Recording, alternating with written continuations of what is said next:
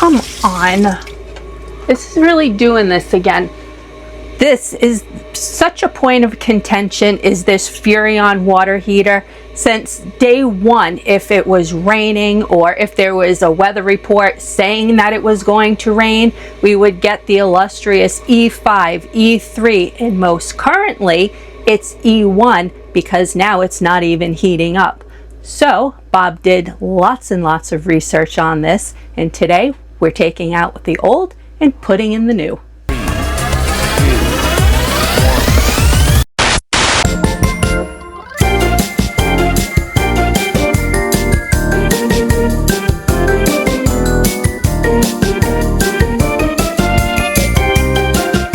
So after doing tons of research, now keep in mind, Carrie and I have been dealing with this for 3 years with that Furrion water heater. We've done a ton of research and we've come up with what's going to work best for us is the FOGATTI InstaShower 8 Plus. This is 55,000 BTU tankless water heater. And we'll just do a simple unboxing. I'm trying not to go too in depth, but this is what you have here. You have your owner's manual. You have a new temperature control center, which is supposed to be a lot better than that Furrion unit. You have your foam seal, you have new screws, and some screws for that control center. But the big thing is here is this. This is the new one. So I'm going to walk you through basic install. Probably not going to go too far in depth because each RV is going to be slightly different. And keep in mind, this is for the Grand Designs, the 2023 22 MLE. So your rig may be slightly different, but it's all about the same. So the basics will be the same, but let's just show you what this is. Now this here is the InstaShower 8 Plus. It has a nice door to it. And then it has all your internal components, just like any real tankless hot water heater. We've already prepped the install, and we have a couple of things to do on the inside. We have to shut off the gas. We have to shut off the power to the current unit and start prepping that to come out. But let's take a look at the back here. This is going to be only our real situation here is both the water lines on this one are on the same side, whereas the Furrion, they're separate. You have your gas line over here, and then you have simple wiring. Pretty simple stuff altogether. And this is what we're dealing with most of the time, is that we have this set to 113, and it will hit here, and then after about 5 minutes it will just go to an E1 because it won't get any hotter. Yeah, or sometimes it'll reset, it'll start back at like 65 and we're like, ooh, we're gonna get some hot water.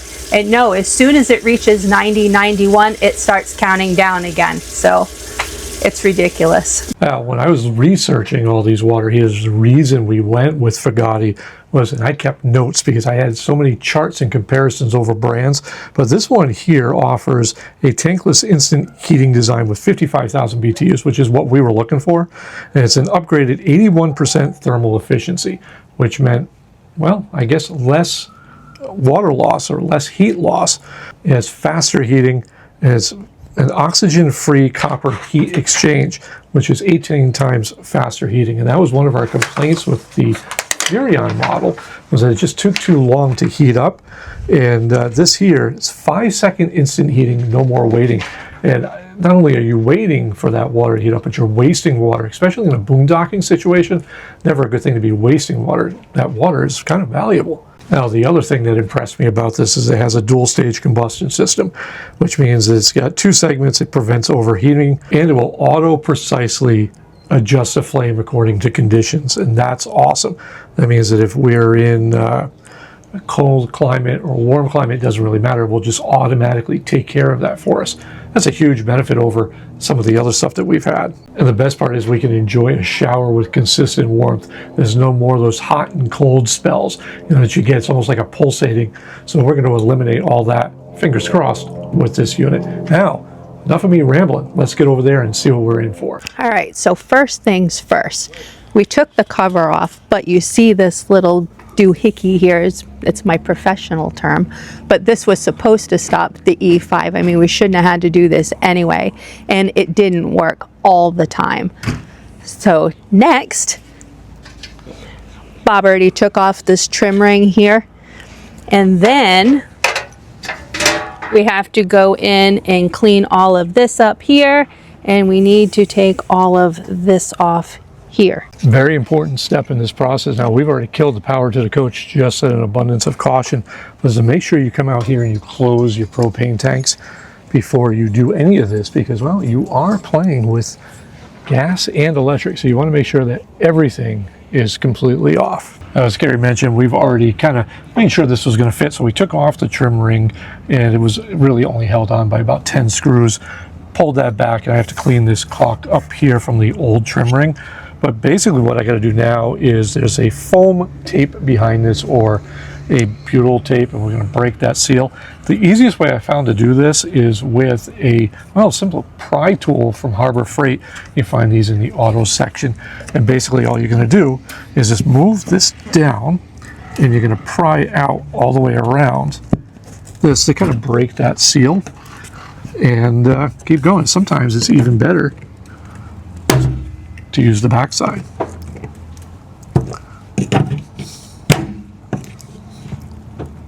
And then once you get all of this done, you'll have to clean up the mess you just made. While I work on this, we'll catch you on the inside. We're very fortunate here is our water heater is right on the other side of this access panel. So thank you, Grand Design, for doing that. But we'll move that panel out of the way. And Carrie, can you get a shot in here? That's where the current Furrion water heater is. Now we're going to disconnect the two water lines as well as the gas inlet, which is right down here. And then we should be able to just slide that right out. So now that all the connections are loose, I get to take this thing out of here. I'm very excited. So all we should have to do is just pull and pull. Stop. Go for it. So now this is take 2 because Bob didn't cut the wires. So as I was trying to pull this out, we were still connected. So he had to go back in and do all of that. So don't do what Bob does. Do it all right the first time. Anyway, now we're taking this monstrosity out of here, and we're going to send it to its final resting place. Oh, look, no wires. Ta-da! Now, if you're like me, you've watched a whole bunch of videos, and they all seem to show you that it just comes off easy.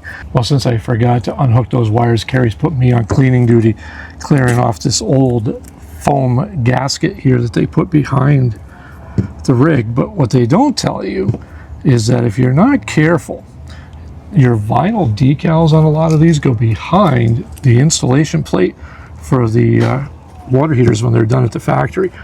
So you want to be careful, or else you'll end up pulling all your decals off, which, judging by a lot of the rigs, probably wouldn't be a bad thing because nobody needs a flash show going down the road.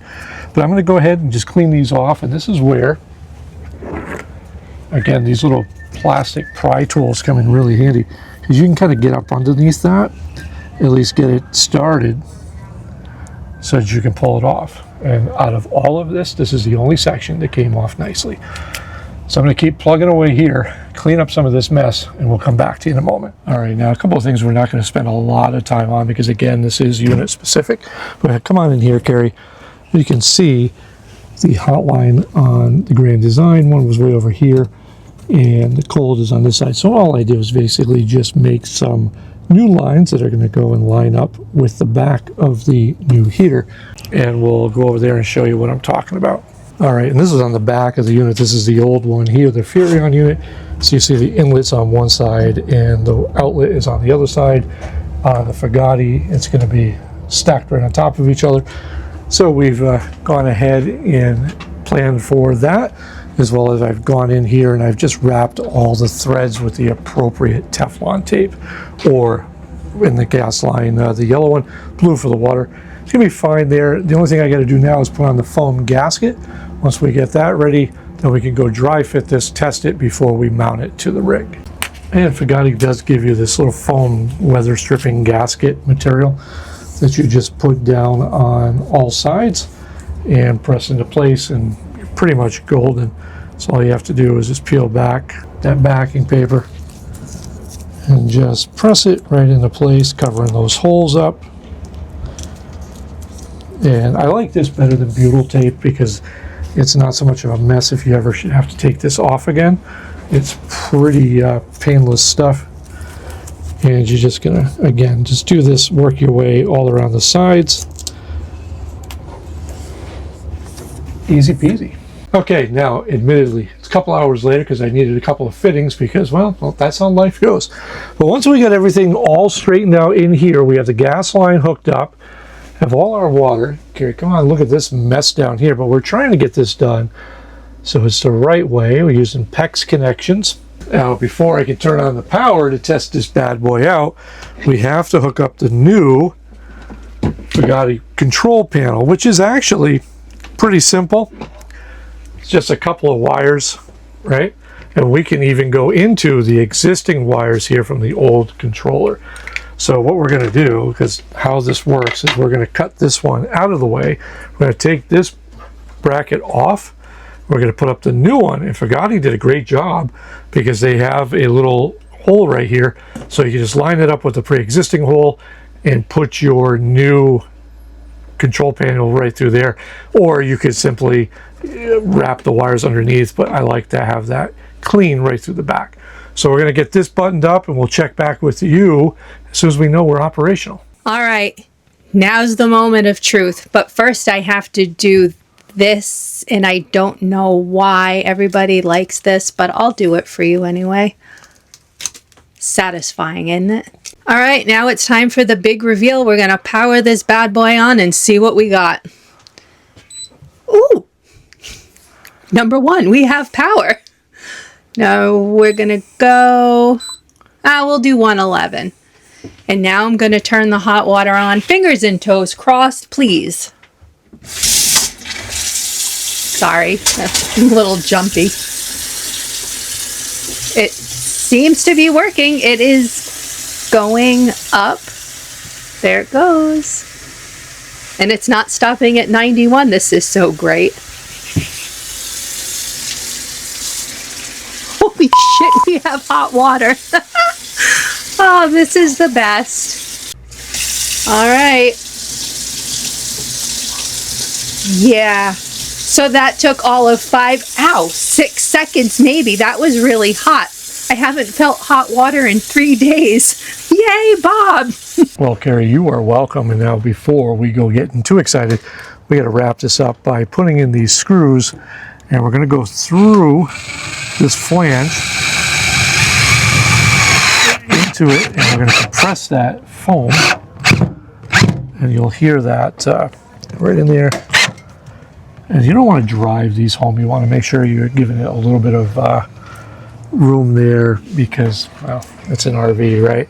And we're going to have to go back. We're going to go all around the perimeter of this and putting in these new screws.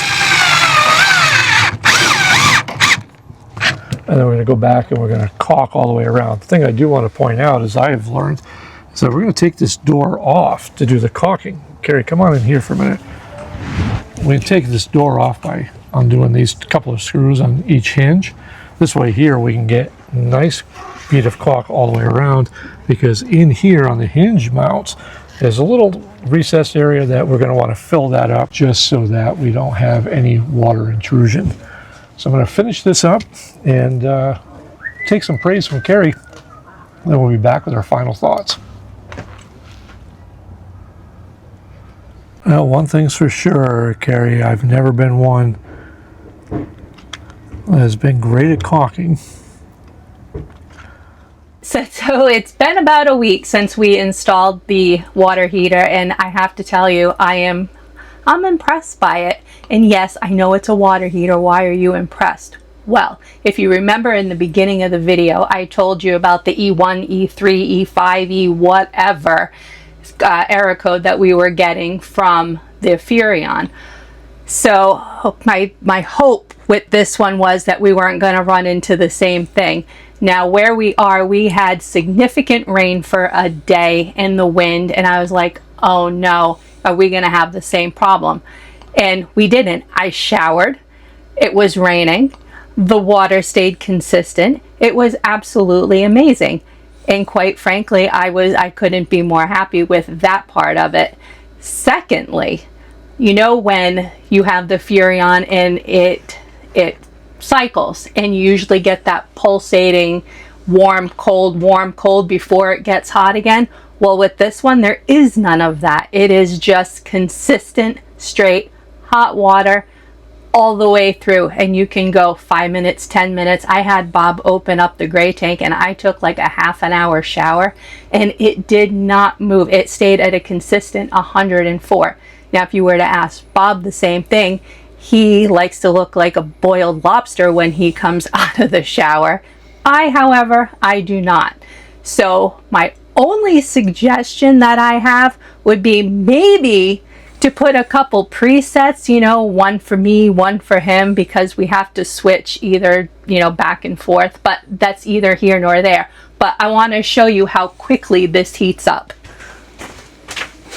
We're going to turn on the hot and we're going to count 1, 2, 3, 4, 5, 6. We have hot water and we are ready to go. It's that simple, and it'll stay this way the entire time that you use it, whether you're showering, doing dishes, whatever. All right, now that Carrie's covered how impressed she is with that, as well as my professional install, let's talk about a couple of points here. The hardest part of this install had actually nothing to do with FOGATTI. FOGATTI provided everything they needed to do.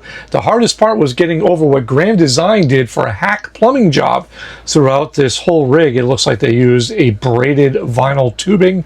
I am not a fan of that, so I did replace everything with PEX, which took a little longer because a lot of the fittings that I needed were not available at the local hardware store. Once I was able to get all that, everything was really smooth, easy, not a problem. Take your time. This is a simple, easy DIY job. Just make sure that what we didn't cover in the video is make sure you go over that gas line and make sure that that connection is nice and clean, and spray with a little bit of soapy water. Just make sure you don't have any gas leaks. Other than that, simple as it gets as far as an RV install.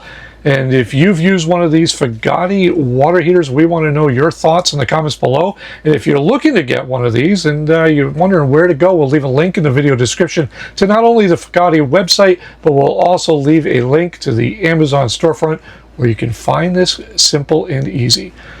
Until next time, I'm Bob. Carrie's behind the camera. I need to go take a shower. We'll catch you next week.